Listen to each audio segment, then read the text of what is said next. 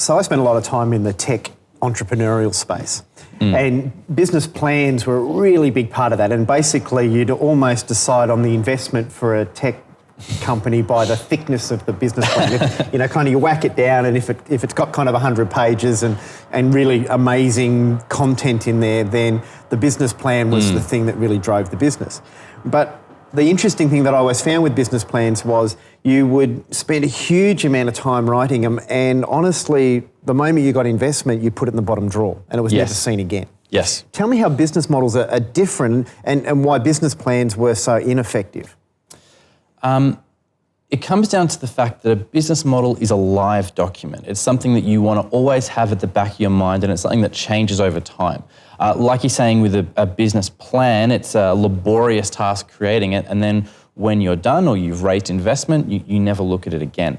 And the reason that that's not good enough is that once you've actually sold to your customers for 6 months, your understanding of why they buy from you changes.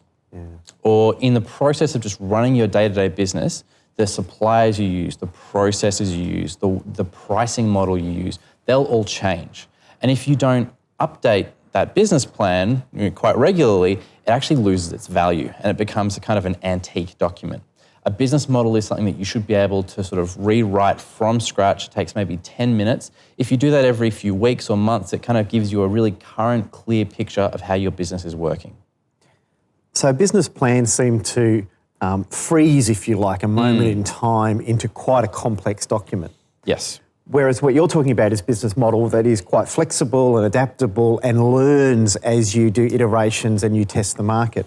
Exactly right.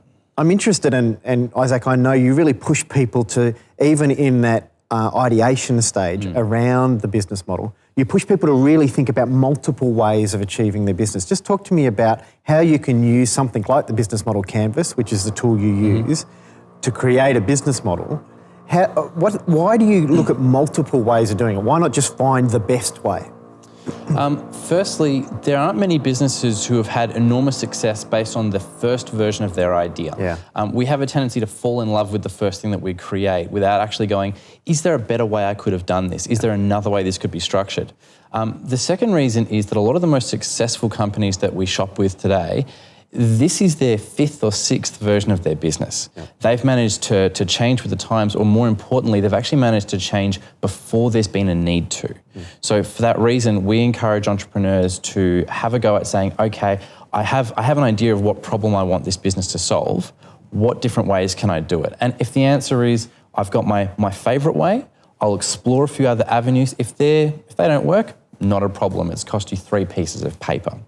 The biggest risk is, what if your future successful business model is one of those other options? We want you to take the time to understand why those alternatives could or could not work, and that gives you a lot more confidence that the way you go forward is the right way.